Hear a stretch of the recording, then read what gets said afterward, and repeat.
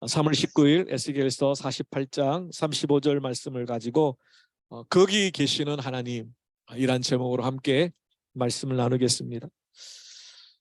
이동훈 목사님께서 쓰신 하나님 그의 이름은 비밀입니다 라는 책에 보면 인디언의 성인식에 관한 내용을 짧게 소개하고 있습니다. 보통 인디언들의 성인식은 13살 정도에 이루어진다고 합니다. 근데 그 방법이 아주 독특하게 이루어집니다. 13살 되는 생일 날이 아버지는 그 아들을 데리고 깊은 숲속으로 들어간다고 합니다.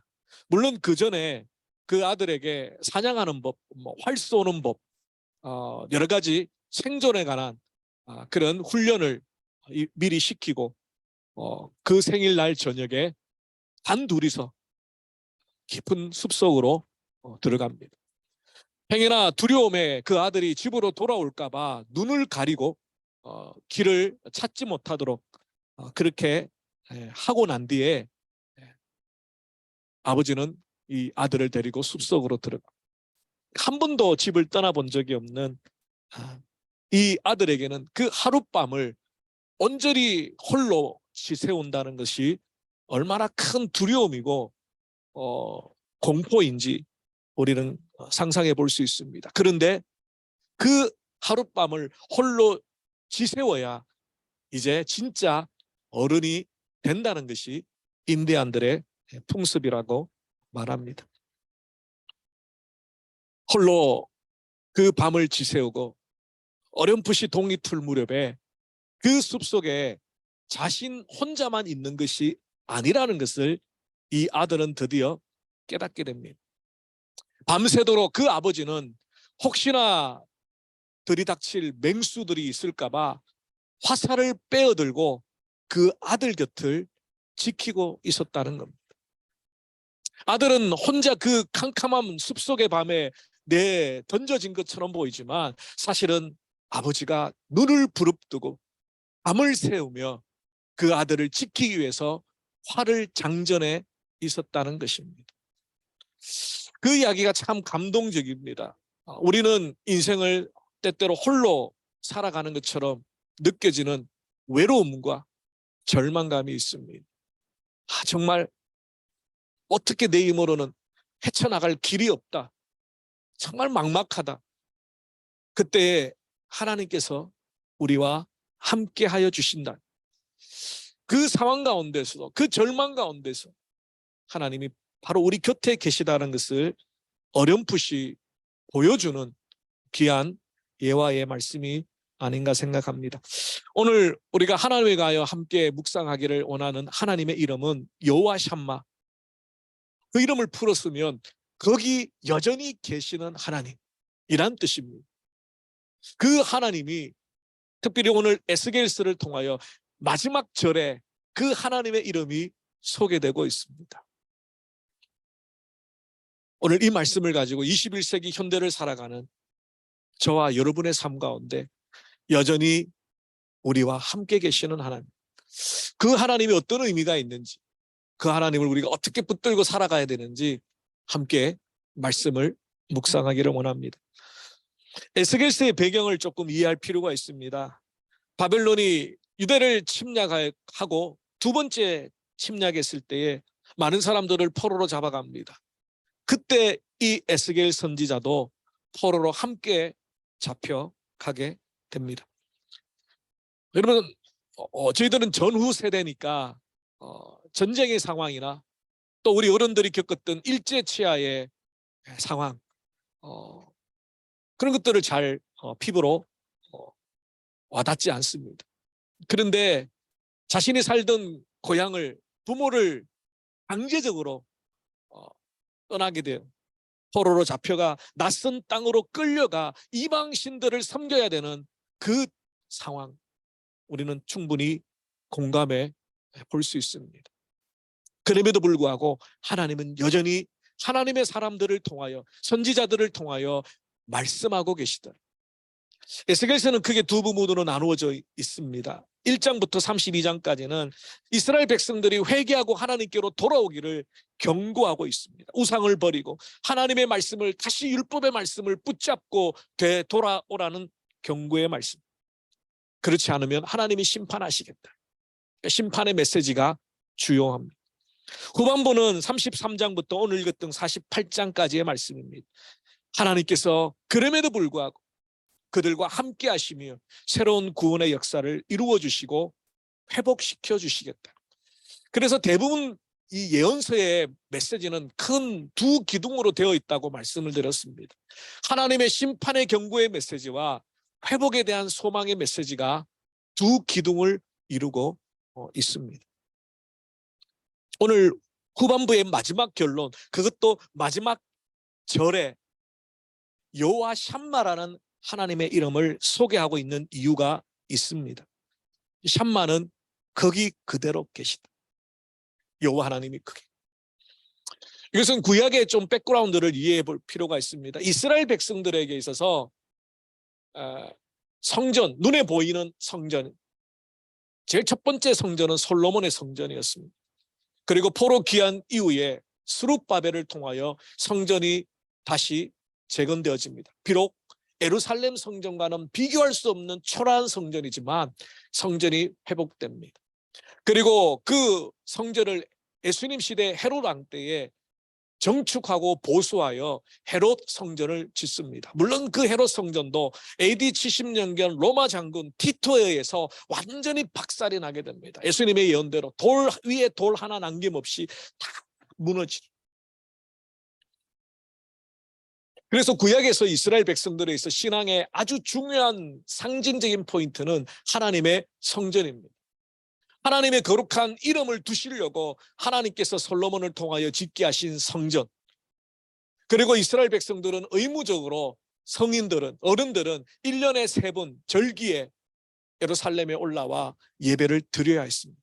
그만큼 예루살렘 성전은 이스라엘 백성들의 신앙의 중심이었고 하나님의 살아계심을 나타내는 증거이고 하나님의 백성됨의 자부심의 정말 전부라고 할 수 있는 것이 성전입니다.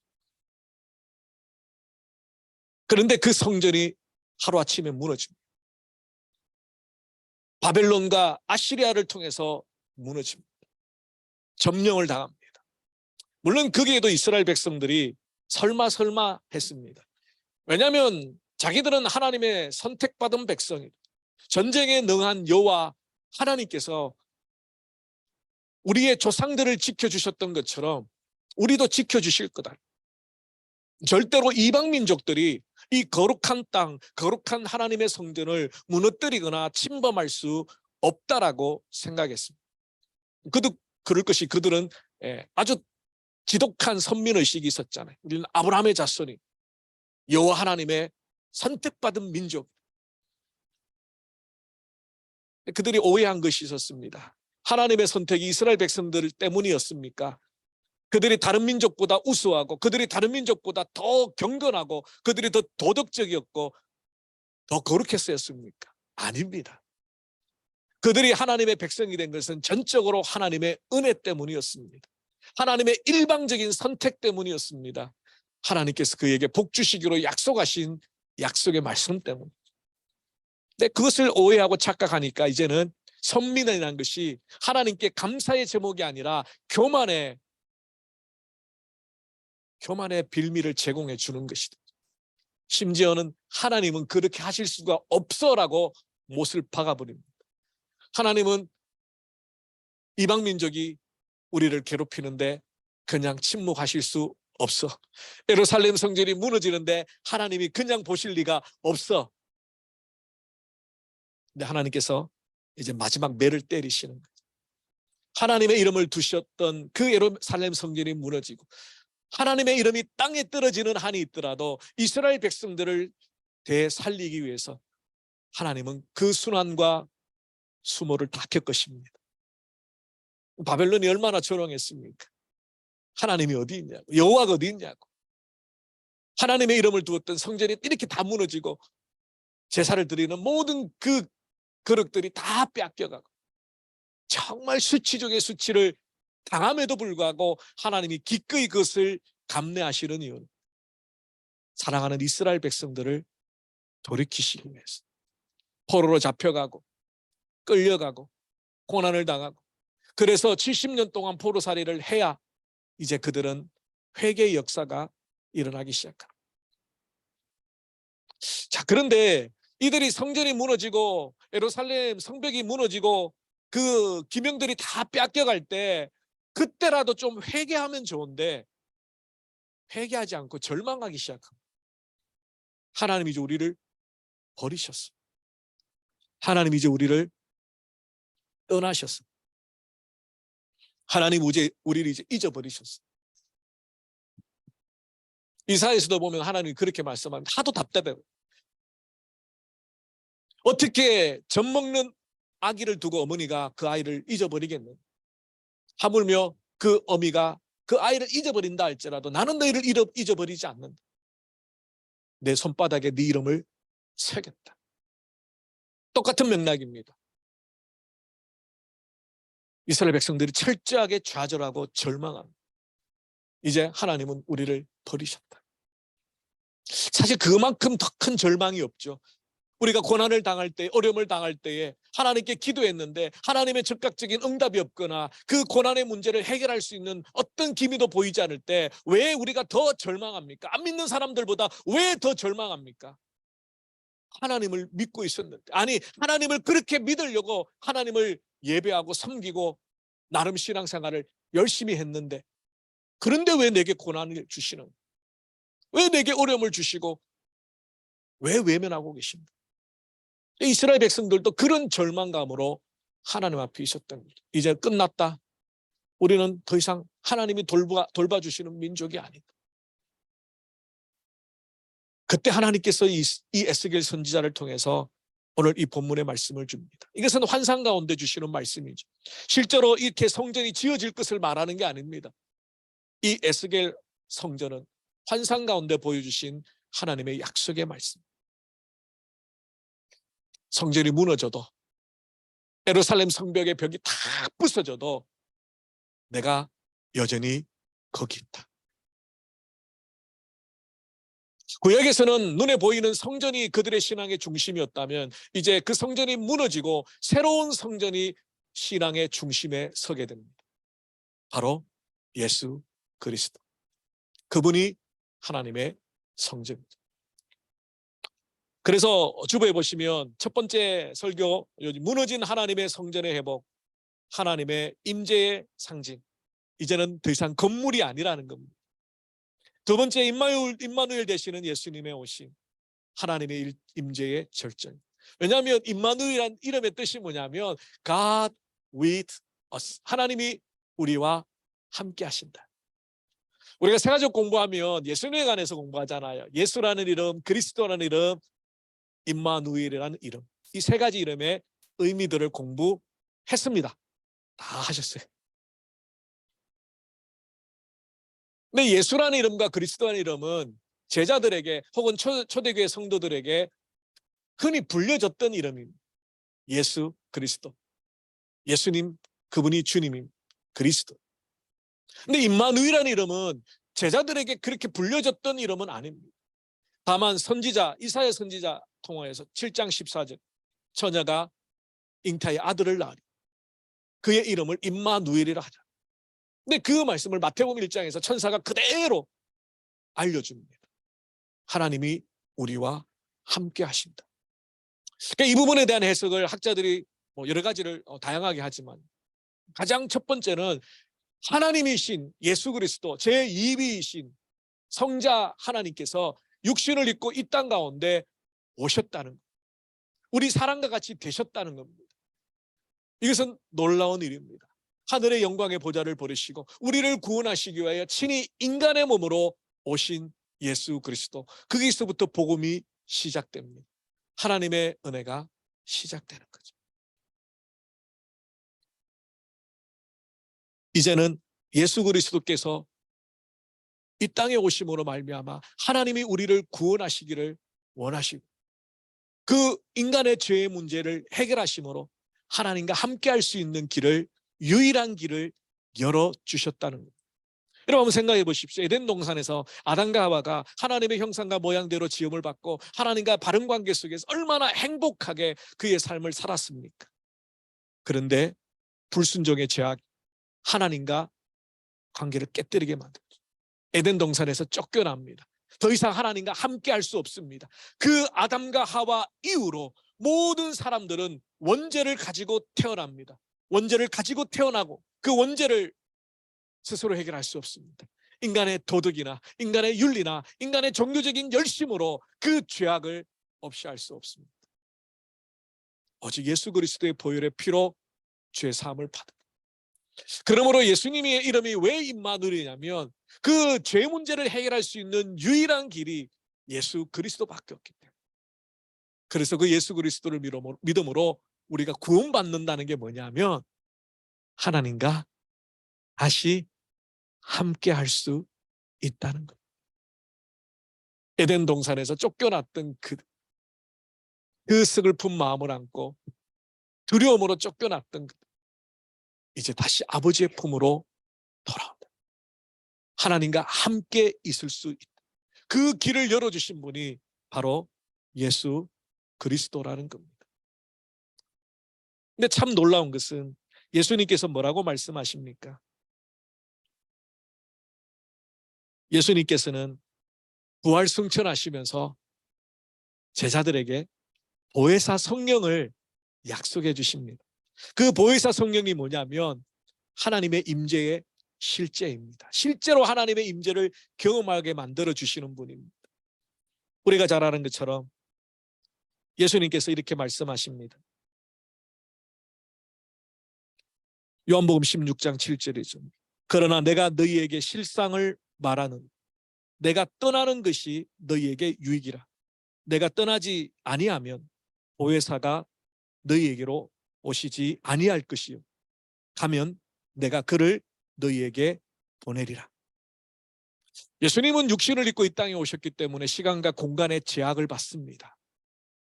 이제 부활 승천하시면서 또 다른 보혜사 성령님을 우리의 마음 가운데 보내어 주시겠다라고 약속하셨습니다. 그래서 한국에서 예배하든 멜번에서 예배하든 아프리카 오지에서 예배하든 성령 하나님은 하나님의 백성들의 심령 가운데 임하시고 뿐만 아니라 그들의 삶 가운데 하나님이 늘 동행해 주십니다. 바로 그 성령께서 예수님을 대신하여 또 다른 보혜사로 우리에게 오셨습니다. 그러니까 보혜사라는 단어가 뭐냐면 중보자라는 뜻도 됩니다. 이 보혜사라는 헬라어는 두 단어가 합쳐져 있습니다.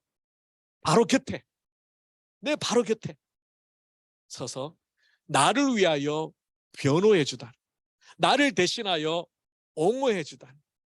마치 재판장에서 내 할 말을 대신하여 조목조목 반박해 주는 그 역할을 해주는 분이 보혜사라는 뜻입니다. 원래 보혜사는 예수님입니다. 우리의 죄를 대신 담당하시고 사단이 우리를 끌고 지옥으로 가려고 할 때 재판장이신 하나님 앞에서 예수님이 십자가로 우리의 죄를 덮어주신, 그리고 그 예수님이 보내신 보혜사 성령님, 지금도 성화의 가정 가운데 여전히 사단이 우리의 죄를 가지고 공격합니다.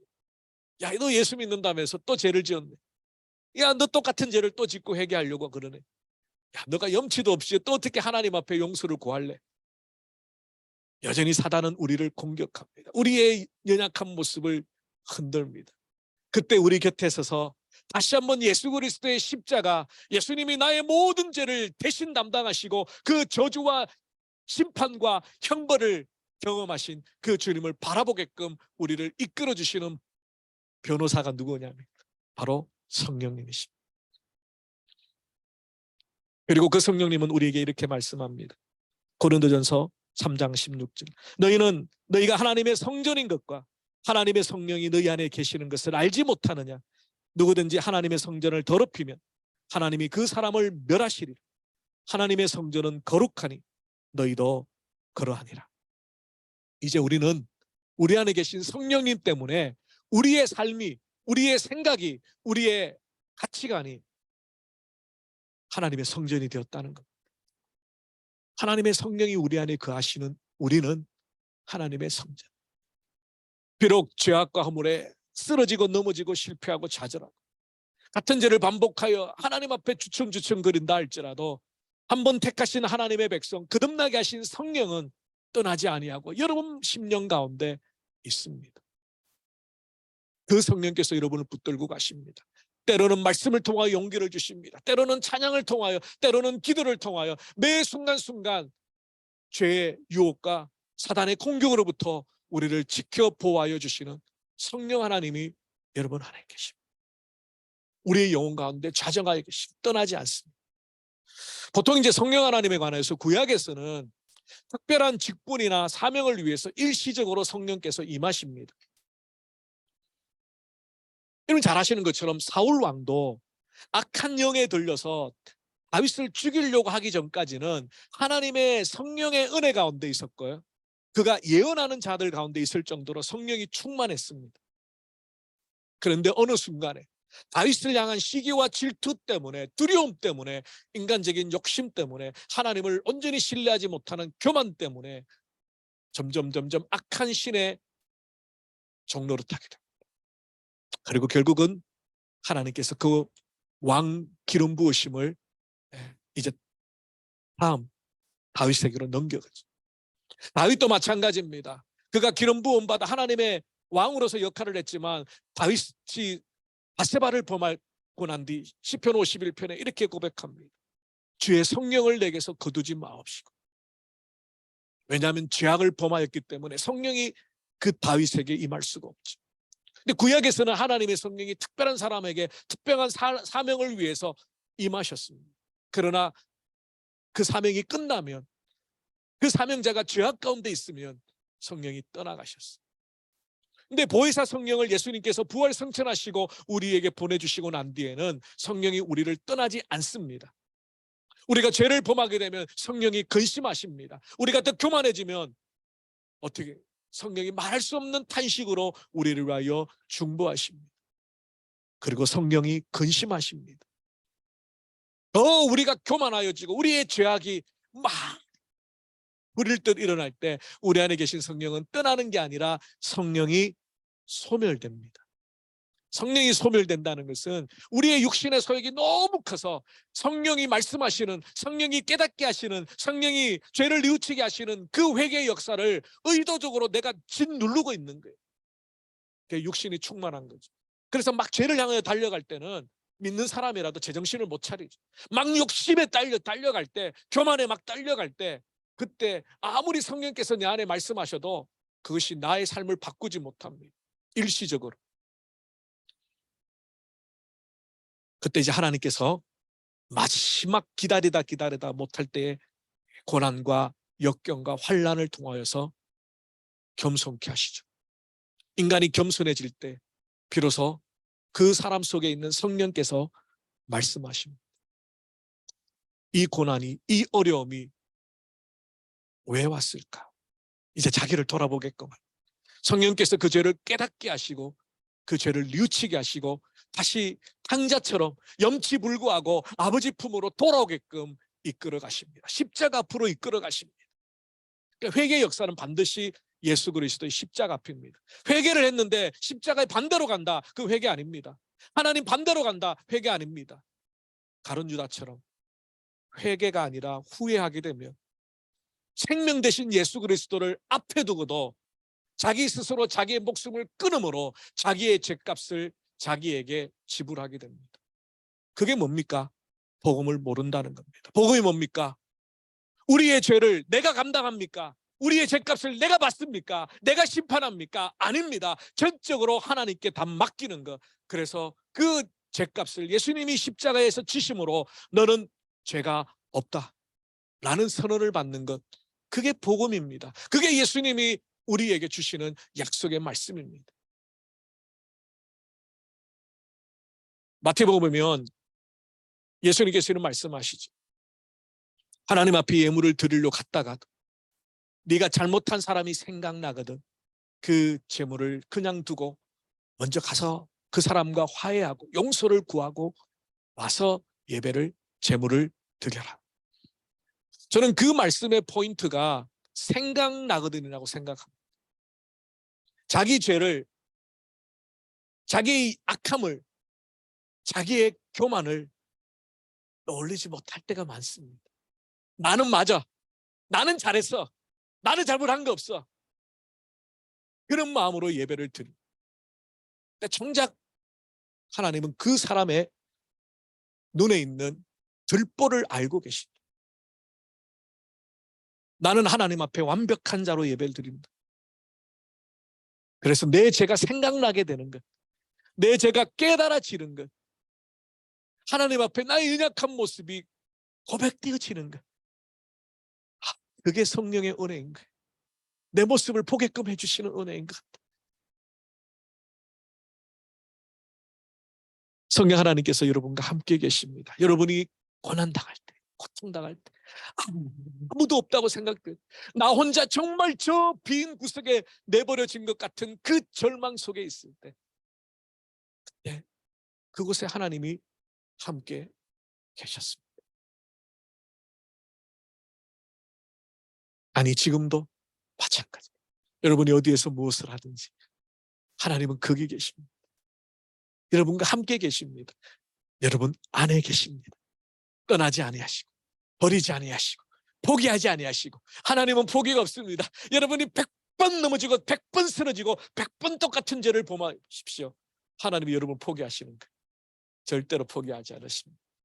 하나님께서 끝까지 여러분을 붙들고 가셔서 우리같이 더럽고 추한 벌레보다 못한 우리를 결국은 저 천국의 영화로운 하나님의 백성으로 삼아 주실 때까지 하나님은 우리를 떠나지 않으시고, 여러분을 떠나지 않으시고 함께 하시겠다는 약속의 말씀의 출발이 여호와 삼위, 여호와 샴마, 여기에서 임마누엘이 오시고 여기에서 성령 하나님, 우리 하나님 안에 계시는 성령님을 말씀하여 주시는 겁니다. 랜디 벡턴이라는 사람이 쓴 책 중에 당신이 고통당할 때 고통당하시는 하나님이라는 책이 있습니다. 이 책의 내용 중에는 어떤 내용이 소개되어져 있냐면, 세계 2차 대전 때에 유대인들 학살을 다루고 있습니다. 거기에 엘리 위젤이라는 사람이 소개되어 있습니다. 간수들에게 고문을 당하고 어떤 한 어린 아이가 교수형을 당하게 되었다고 합니다. 어른도 아니고 아직 아기가, 그 소년이 유대인이라는 것 때문에 교수형을 당하고 있을 때 많은 유대인들이 절망했다고 합니다. 하나님 어디 계셨어요?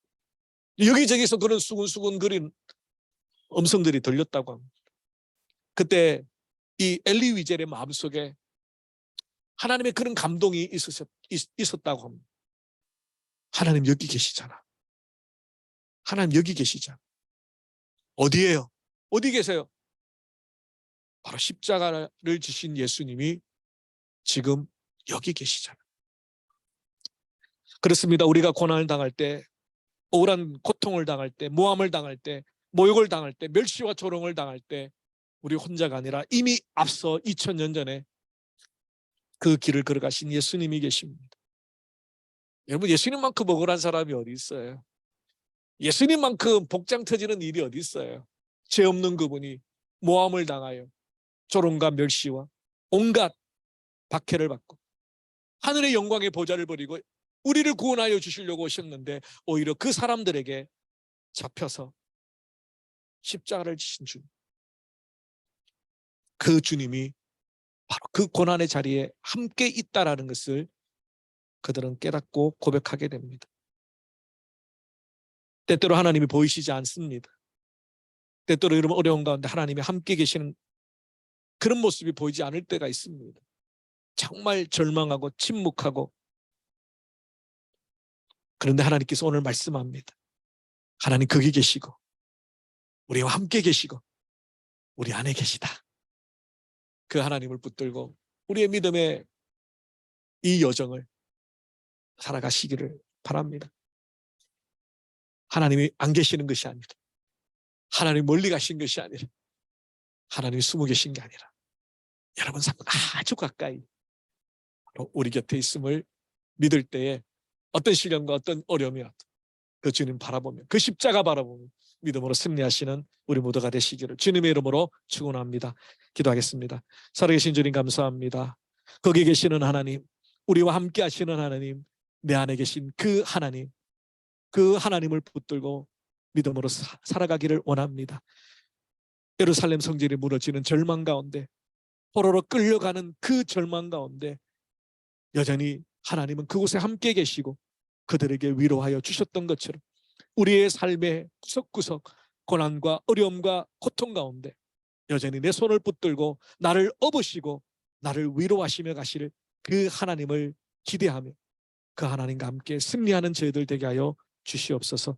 예수 그리스도 이름으로 기도합니다. 아멘.